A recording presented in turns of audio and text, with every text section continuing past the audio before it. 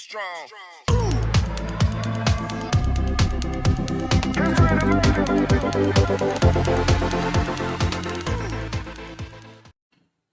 Hello everyone, welcome to Audio Bites.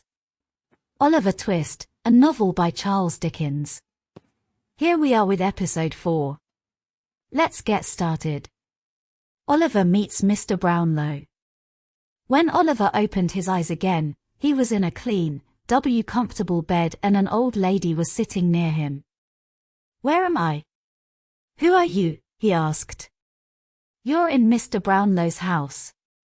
"I'm Mrs. Bedwin, the housekeeper." "You've been very ill for many days. Lie quietly now, dear, or you'll be ill again." She stroked his hair and gave him a cool drink. A few days later Oliver was well enough to get up. He sat downstairs in Mrs. Bedwin's sitting room and looked at the picture of a young lady on the wall. "Do you like that picture, dear?" "Yes. The lady's face is so beautiful, but her eyes look sad." "If the picture makes you sad, you mustn't look at it. I'll move your chair so that you can't see it." She moved Oliver's chair to the opposite side of the room, below the picture. At that moment Mr. Brownlow came in. "How are you, my dear?" he asked Oliver. "Very well now, thank you, sir." Mr. Brownlow smiled at Oliver, then suddenly his face changed. He opened his eyes wide and stared at the picture above Oliver's chair. "Mrs. Bedwin, what's this? Look at the boy's face. Look at the picture." Oliver's face was exactly like the face in the picture. The next day, when he got up, Oliver looked for the picture, but it wasn't there. Mrs. Bedwin noticed him looking at the wall. "I've taken the picture away because it made you sad. When you're well again, I'll put it back." Oliver was happy at Mr. Brownlow's house.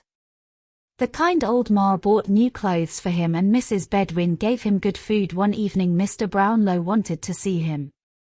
So, Oliver washed his face, Mrs. Bedwin combed his hair, and then he knocked at the door of Mr. Brownlow's study. This was a pleasant room, full of books. Mr. Brownlow was sitting at a table by the window, reading. "Come in and sit down, Oliver.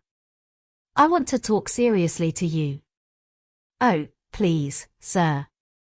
Don't tell me you're going to send me away," said Oliver, and his eyes filled with tears. "No, my dear child, if you're a good boy I'll never send you away. I want to hear your story.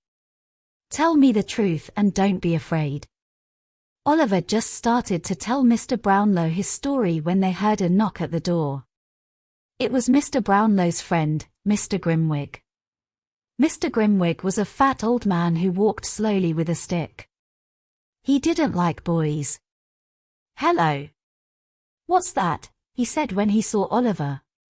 "This is Oliver Twist, the boy I told you about. He was just telling me his story." Mr. Grimwig put his head on one side and looked at Oliver. Out of the corner of his eye. "Don't trust that boy, Mr. Brownlow. He'll tell you a pack of lies, or I'll eat my hat." "I do trust him, Grimwig." At that moment Mrs. Bedwin came in with some books. "Tell the boy who brought them to wait," said Mr. Brownlow. "I want to send some books back to the shop." "It's too late, sir. He's gone." "Why don't you let Oliver take the books?" said Mr. Grimwig.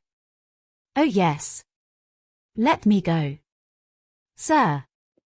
Mr. Brownlow didn't want Oliver to go out alone, but he wanted to show Mr. Grimwig that Oliver was a good boy and that he trusted him. "Very well. Oliver, take these books and this money and bring me 10 shillings change." "Yes, sir, thank you. I'll run all the way."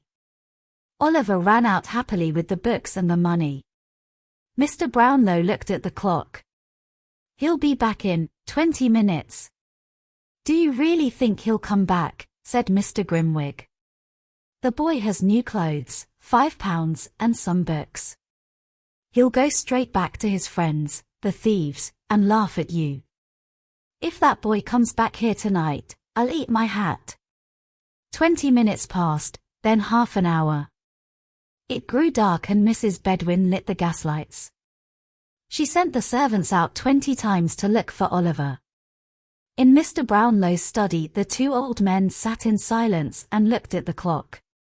Oliver didn't come home. Here we come to the end of the episode 4. In case you have not heard to the audiobooks of the previous episodes, the link to them is right there in description. Also check out the link to the David Copperfield playlist in the same. Thanks for watching and stay tuned for the rest of the episodes.